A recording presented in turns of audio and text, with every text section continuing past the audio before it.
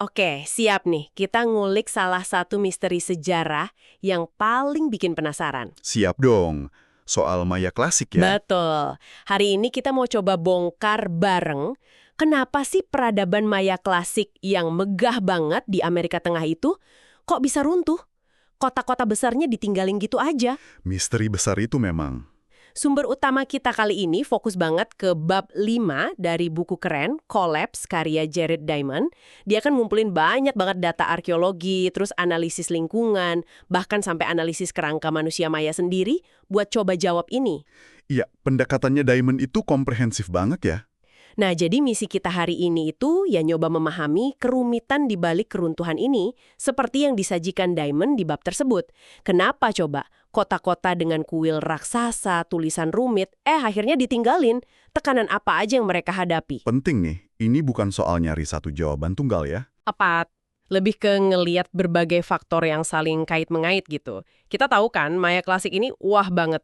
Piramida tinggi, kalender akurat, tulisan hieroglif yang unik. Ikonik lah pokoknya. Tapi, di balik kemegahan itu, menurut Damon, ada ketergantungan besar sama sistem pertanian mereka. Yang ternyata, punya titik lemah. Ini nih yang bakal kita telusuri lebih dalam. Oke, menarik. Mulai dari mana nih? Mari kita mulai dari fondasinya dulu ya. Gimana sih cara orang Maya klasik ini hidup sehari-hari? Buku ini nunjukin ketergantungan mereka yang luar biasa sama pertanian, khususnya jagung. Jagung ya, makanan pokok mereka. Kebayang nggak? Katanya sampai 70% dari total makanan mereka itu jagung. Ini ketahuan dari analisis isotop kerangka. Semacam sidik jari kimia di tulang gitu, yang bisa ngasih tahu jenis makanan dominan. Angka 70% itu tinggi banget loh. Betul sekali. Ketergantungan setinggi itu pada satu jenis tanaman pangan, jagung, itu bikin sistem pangan mereka jadi, gimana ya, agak rentan, kurang beragam. Jadi kalau ada apa-apa sama jagungnya. Nah itu dia, begitu ada masalah sama jagung, entah karena iklim berubah jadi lebih kering, atau mungkin tanahnya rusak, dampaknya bisa langsung terasa ke semua orang. Sumber Diamond juga nyatet kalau hewan ternak mereka tuh terbatas banget. Cuma ada anjing yang kadang dimakan juga katanya. Oh iya? Iya, terus ada kalkun, bebek muskovi, sama lebah tanpa sengat buat madu. Nah, daging hewan buruan kayak rusa tampaknya lebih jadi privilege kaum elit, bukan makanan harian rakyat biasa. Jadi akses daging terbatas ya? Iya, rendahnya konsumsi daging ini mungkin juga berpengaruh ke status nutrisi masyarakat secara umum. Kurang protein hewani gitu. Oke, nah biar lebih kebayang nih gimana proses keruntuhan ini bisa terjadi, Diamond ngasih studi kasus yang detail banget dari Copan, salah satu kota besar Maya yang reruntuhannya ada di Honduras sekarang. Copan ya? Pernah dengar terkenal itu? Ini bukan kota kecil loh. Di puncaknya sekitar tahun 750 sampai 800 Masehi, penduduknya diperkirakan nyampe 27.000 jiwa. Cukup padat lah ya untuk ukuran kota kuno. Awalnya mereka enak bertani di lembah sungai yang subur di sekitar kota. Lingkungan awalnya mendukung ya? Banget. Tapi masalah mulai muncul waktu populasinya terus nambah. Nah, sekitar tahun 650 Masehi, menurut Diamond, mereka mulai terpaksa buka lahan baru. Di mana? Di lereng-lereng bukit sekitar lembah. Wah, mulai naik ke bukit ya? Kayaknya ini keputusan yang punya konsekuensi jangka panjang ya. Tepat sekali. Buka lahan di lereng bukit ini, menurut analisis Diamond, berdasarkan data arkeologi, cuma bisa bertahan sekitar 1 abad aja. Nggak lama? Cuma 100 tahun. Terus? Setelah itu, masalah besar datang. Penggundulan hutan di lereng-lereng itu menyebabkan erosi parah. Buktinya jelas banget di catatan arkeologi. Ditemukan lapisan sedimen tebal, itu tanah longsoran dari bukit, yang nutupin bangunan-bangunan kuno di dasar lembah. Dan lapisan ini berasal dari sekitar abad ke-8 Masehi. Wah, jadi tanah subur dari bukit malah longsor ke bawah, nutupin lahan pertanian utama mereka di lembah dong. Persis. Itu kan bencana ganda namanya. Hasil panen di lembah kemungkinan besar anjlok karena tertutup lapisan sedimen yang, kurang subur. Sementara lahan di bukitnya sendiri gimana? Nah, di perbukitan sendiri seperti yang dikonfirmasi pengalaman modern di wilayah itu dan juga analisis tanah purba yang dikutip Diamond, memang dasarnya nggak terlalu subur. Cepat habis unsur haranya kalau ditanami terus-menerus. Jadi, sumber pangan mereka terancam dari 2 sisi. Aduh. Ada bukti lain nggak dari kondisi masyarakatnya sendiri waktu itu? Ada. Dan ini cukup menyedihkan. Diamond nyebutin bukti dari analisis kerangka-kerangka manusia yang ditemukan di Kopan. Kerangka dari periode antara 650 sampai 850 Masehi nunjukin adanya penurunan kesehatan yang signifikan. Oh iya, kelihatan dari apanya? Ini kelihatan baik di kerangka kaum elit maupun rakyat biasa. Tapi ya gitu deh, kondisi rakyat biasa jauh lebih parah. Ada tanda-tanda malnutrisi kronis, penyakit infeksi, terus anemia yang kelihatan dari tulang keropos. Ada juga garis Harris atau enamel hipoplasia pada gigi. Itu nandain stres pertumbuhan akibat kurang gizi atau sakit parah waktu kecil. Oke, jadi kita punya gambaran nih, lingkungan rusak karena erosi, potensi gagal panen karena tanah pertanian utama ketutup sedimen, dan tanah baru di bukit gak subur, plus kesehatan masyarakat memburuk. Terus, gimana semua ini nyambung ke keruntuhan politik dan sosial di Kopan, menurut Dayon? Diamond mengaitkannya secara logis. Jadi, setelah lahan perbukitan nggak bisa diandalin lagi, terus lahan lembah kualitasnya menurun, tekanan buat dapetin makanan pasti makin gede kan? Iya dong, rebutan pasti. Sida di Rwanda modern. Buat gambarin betapa panasnya konflik ini bisa terjadi. Sampai segitunya ya potensinya? Perbandingan yang kuat banget itu. Ya, ini untuk ngasih gambaran intensitasnya aja. Dalam situasi krisis pangan dan sosial kayak gini, siapa yang biasanya jadi kambing hitam? Rajanya ya? Biasanya gitu. Dalam kepercayaan Maya kan, raja dianggap punya kekuatan supranatural. Dia yang tanggung jawab atas kemakmuran, kesuburan tanah, datangnya hujan. Nah, waktu panen gagal terus-menerus dan kelaparan melanda, kepercayaan keraja pasti runtuh. Dia dianggap gagal ngejalanin tugasnya. Dan bukti arkeologisnya dukung skenario ini? Ada gitu? Mendukung. Diamond nyatet tanggal terakhir yang keukir di Monumen Kopan yang nyebut nama raja itu tahun 822 Masehi. Habis itu, nggak ada lagi prasasti raja baru. Kosong berarti ya? Iya. Dan yang lebih dramatis, sekitar tahun 850 Masehi, ada bukti arkeologis bahwa kompleks istana kerajaan dibakar. Ini indikasi kuat adanya kekerasan, mungkin pemberontakan, atau ya keruntuhan total otoritas pusat. Istana sampai dibakar. Meskipun begitu, menariknya, beberapa kelompok bangsawan tampaknya masih bertahan hidup di sekitar reruntuhan Kopan sampai sekitar tahun 975 Masehi. Tapi ya jelas, kejayaan kota itu udah lama padam. Jadi, kasus Kopan ini ngasih gambaran mikro ya, gimana proses keruntuhan itu bisa terjadi di satu kota besar. Tapi penting juga nih buat dicatat, kayak yang ditekankan Diamond, bahwa apa yang kita sebut keruntuhan Maya, itu bukan satu peristiwa tunggal yang terjadi serempak di mana-mana. Ternyata lebih kompleks dari itu ya. Jauh lebih kompleks.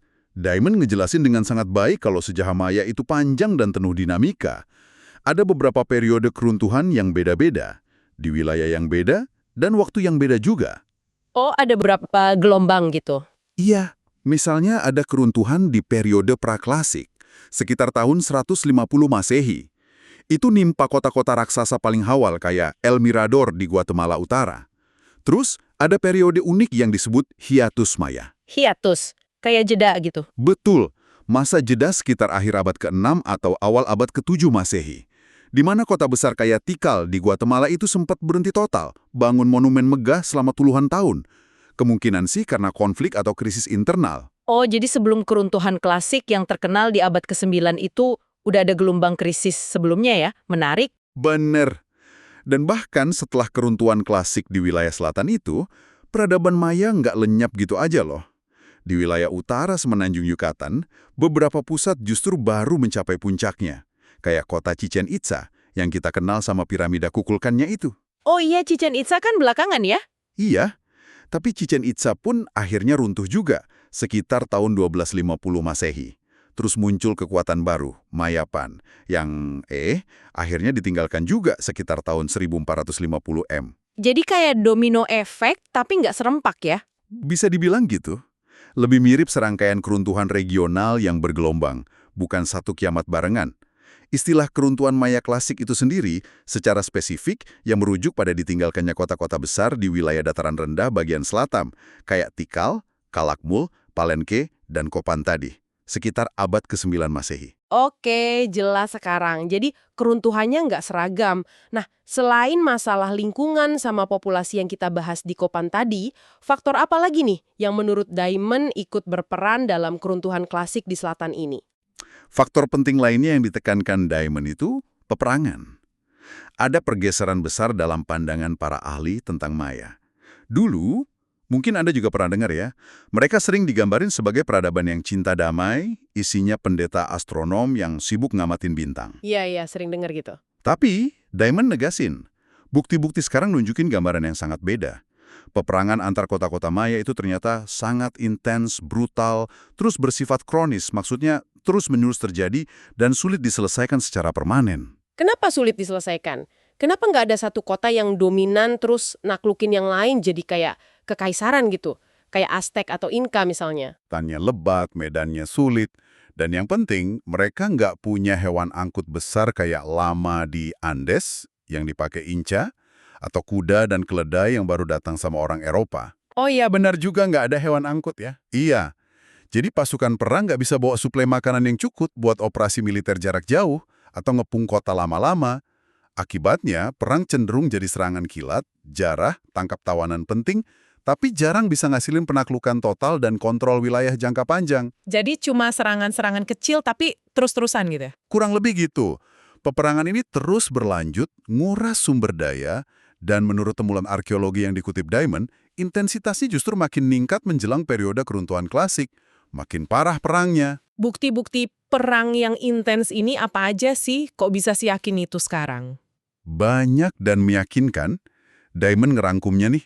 Pertama, banyak situs Maya yang punya benteng pertahanan masif. Dinding batu tebal, parit, jelas dibangun buat perang. Ada bentengnya ya? Ada. Kedua, penggambaran adegan perang, penangkapan tawanan, ritual penyiksaan atau pengorbanan tawanan itu melimpah ruah. Ada di monumen batu stela, di relief dinding, di lukisan mural terkenal kayak di Bonaparte, bahkan di keramik-keramik mewah. Diamond nyebut salah satu contoh gambar detail di Plate 14 dalam bukunya. Sampai digambar detail gitu ya? Iya. Ketiga, setelah tulisan hieroglif Maya berhasil diurai, ternyata isinya banyak banget soal klaim kemenangan perang raja-raja, daftar kota taklukan, sama nama-nama tawanan penting yang berhasil ditangkap.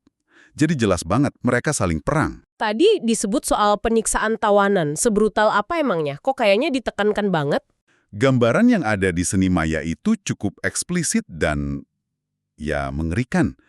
Diamond ngerinci beberapa contoh, ada adegan nyabut kuku jari tangan tawanan, nyabut gigi, motong rahang bawah, motong bibir atau ujung jari, nusuk bibir pakai benda tajam. Astaga. Puncaknya, tawanan-tawanan penting, terutama raja atau bangsawan dari kota musuh, seringkali dikorbanin dalam ritual publik yang brutal. Salah satu caranya, dengan ngikat mereka sampai jadi kayak bola manusia, terus digulingin hidup-hidup, nurunin tangga piramida kuil yang curam banget itu. Digulingin hidup-hidup? Ngeri banget ya. Ini jelas nunjukin level kekerasan yang tinggi dalam konflik antar kota Maya. Udah bukan main-main lagi perangnya. Oke. Jadi ada lingkungan, populasi, perang brutal. Selain itu, ada faktor kekeringan juga kan disebut di buku ini? Iya, kekeringan atau drought disebut sebagai salah satu faktor penting lainnya oleh Diamond. Meskipun mungkin di bab ini detail analisis data iklim purbanya nggak dibahas sepanjang faktor lainnya, tapi posisinya krusial banget. Krusial gimana maksudnya? Kekeringan ini kemungkinan besar berfungsi sebagai pemukul terakhir atau pengganda stres gitulah istilahnya. Stress multiplier. Bayangin skenario yang udah kita bahas tadi. Populasi udah terlalu padat. Hutan udah banyak ditebang. Tanah udah erosi dan kurang subur. Konflik rebutan sumber daya udah mulai panas. Udah ruwet ya situasinya. Nah, terus datang periode kekeringan parah yang panjang. Seperti yang ditunjukin oleh data-data paleoklimatologi dari endapan danau dan gua di wilayah Maya untuk abad ke-8 dan ke-9. Hasil panen jagung yang udah menurun pasti makin anjlok kan? Krisis pangan makin parah. Konflik sosial dan peperangan makin menjadi-jadi. Jadi kayak bensin disiram ke api gitu ya? Persis, kombinasi semua tekanan inilah yang akhirnya mungkin dorong masyarakat buat ninggalin kota-kota besar mereka. Udah nggak kuat lagi. Jadi jelas bukan satu faktor tunggal ya, tapi kayak badai sempurna dari berbagai masalah yang datang bersamaan. Ngelihat kasus Maya ini, apakah Diamond ngelihat pola yang mirip? Semacam tema berulang gitu, kalau dibandingin sama keruntuhan peradaban lain yang juga dia bahas di buku Collapse itu. Sangat. Ini salah satu poin utama dari buku Collapse secara keseluruhan. Diamond secara eksplisit narik banyak kesejajaran antara nasib Maya sama kasus-kasus lain di berbagai belahan dunia dan waktu. Ada beberapa pola kunci yang dia identifikasi berulang kali. Apa aja tuh pola-polanya? Pertama, masalah kerusakan lingkungan sama tekanan populasi yang berlebihan itu seringkali menyerupa peningkatan konflik, baik perang antar kelompok maupun perang saudara. Ini dilihat gak cuma di Maya, tapi juga di Pulau Paskah, Mangareva, di Pasifik, sama peradaban Anasazi di Amerika Utara. Oke, lingkungan rusak, populasi padat, bikin orang jadi gampang berantem. Masuk akal. Ada lagi? Kedua, pola overshoot and collapse. Jadi mencapai puncak populasi dan kompleksitas sosial, tapi karena melampaui daya dukung lingkungan, akhirnya diikuti keruntuhan politik dan sosial yang relatif cepat. Melebihi kapasitas gitu ya? Iya. Ini mirip sama yang terjadi di Pulau Paskah dengan patung Moai raksasanya, atau di Chaco Canyon, pusat kebudayaan Anasazi yang kompleks itu. Ketiga, ekspansi pertanian ke lahan-lahan marginal yang sebenarnya rapuh. Dilakuin pas kondisi alam lagi bagus, tapi begitu kondisi berbalik, misalnya jadi lebih kering, lahan itu gagal total dan malah memperparah krisis.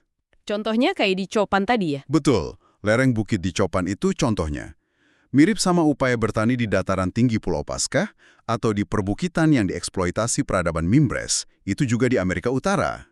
Jadi kayak judi sama alam ya? Maksain ekspansi pas lagi untung tapi nggak siap kalau kondisi berbalik. Bisa dibilang gitu. Terus, pola keempat adalah soal konsumsi mencolok kaum elit. Pembangunan kuil-kuil megah, penggunaan plester kapur yang boros sumber daya oleh Raja-Raja Maya, menurut Diamond, punya kemiripan fungsi sosial buat nunjukin kekuasaan dan status, sama pembuatan patung Moai raksasa di Pulau Paskah. Atau penggunaan perhiasan mewah kayak kalung manik-manik virus oleh kaum elit Anasazi. Jadi pamer kemewahan gitu ya? Ya. Dan ini semua nguras sumber daya masyarakat yang mungkin bisa dialokasiin buat hal lain yang lebih mendesak. Dan yang terakhir, yang mungkin paling bikin kita mikir nih. Yang kelima, dan ini yang menurut Diamond paling tragis dan relevan buat kita sekarang. Seringkali terlihat adanya kegagalan atau sikap pasif dari para pemimpin. Raja, kepala suku, elit penguasa gitu. Gagal dalam melihat dan merespon ancaman nyata yang sebenarnya udah jelas-jelas bahayain kelangsungan hidup masyarakat mereka. Kenapa bisa gitu ya? Kok pemimpinnya diam aja? Entah karena fokus ke persaingan jangka pendek sama tetangga, atau terisolasi dari realitas rakyatnya, atau mungkin terikat oleh ideologi atau nilai-nilai yang bikin mereka nggak bisa ngambil keputusan sulit tapi perlu. Pola kegagalan kepemimpinan dalam ngadepin krisis lingkungan dan sosial ini sayangnya muncul berulang kali dalam sejarah keruntuhan peradaban yang dia kaji. Oke, jadi kalau kita rangkum nih, dari penelusuran bab 5 buku Diamond ini, keruntuhan Maya klasik itu jelas bukan misteri alien atau kejadian tiba-tiba ya. Jauh dari itu. Ini adalah puncak dari proses panjang yang kompleks. Hasil dari interaksi berbagai faktor selama berabad-abad. Ada pengelolaan lingkungan yang keliru, terutama penggundulan hutan besar-besaran yang nyebabin erosi parah. Ada tekanan populasi yang kelewat batas daya dukung lahan pertanian mereka yang spesifik itu. Jangan lupa faktor iklim juga. Betul, ada faktor iklim berupa periode kekeringan hebat yang memperparah keadaan. Ada juga konflik internal dan peperangan antar kota yang makin brutal dan nguras energi. Dan terakhir, ada kemungkinan besar kegagalan para elit penguasa buat memahami dan ngatasin semua masalah ini secara efektif sebelum terlambat. Akibatnya ya itu. Hasilnya adalah ditinggalkannya kota-kota besar di dataran rendah selatan. Meskipun penting dicatat, budaya Maya sendiri terus berlanjut dan beradaptasi di tempat lain ya. Ya, nggak lenyap total. Nah, apa yang sangat menonjol dari analisis Diamond ini adalah gimana bangsa Maya, seperti banyak masyarakat lain dalam sejarah, sebenarnya mencapai puncak kejayaan dan ngelakuin ekspansi besar justru pas kondisi alam kebetulan lagi mendukung. Misalnya periode iklim yang relatif basah dan stabil. Ironis ya, sukses pas lagi bagus malah jadi bumerang. Iya, ironisnya, keberhasilan ekspansi di masa baik inilah yang bikin mereka nabrak batas daya dukung lingkungan dan jadi sangat rentan ketika kondisi alam tak terhindarkan berubah jadi lebih buruk, kayak datangnya kekeringan parah itu. Mereka seolah terjebak dalam sistem yang udah terlalu besar dan kompleks buat bisa adaptasi cepat. Jadi kayak nggak bisa ngerem gitu ya? Bisa jadi. Pola ekspansi di masa baik yang nyiptain kerentanan laten di masa sulit ini memunculkan satu pertanyaan reflektif yang penting buat kita semua hari ini. Sejauh mana kita, dalam peradaban global modern kita yang juga melakukan ekspansi ekonomi dan populasi besar-besaran, benar-benar udah memperhitungkan risiko jangka panjang dan batas-batas keberlanjutan lingkungan kita, terutama di tengah perubahan iklim global yang makin nyata dan sulit diprediksi. Pertanyaan berat ini. Jangan-jangan kita juga sedang ngulangin pola yang sama ini. Ini sesuatu yang menarik untuk Anda renungkan lebih lanjut mungkin ya. Pertanyaan yang dalam dan relevan sekali. Semoga pembahasan kita kali ini dengan fokus pada bab 5 Collapse karya Jared Diamond bisa ngasih Anda perspektif baru ya tentang kompleksitas di balik jatuh bangunnya peradaban. Dan gimana pelajaran dari masa lalu, kayak kasus Maya ini, masih bisa bicara banyak ke kita di masa kini. Terima kasih sudah menyimak.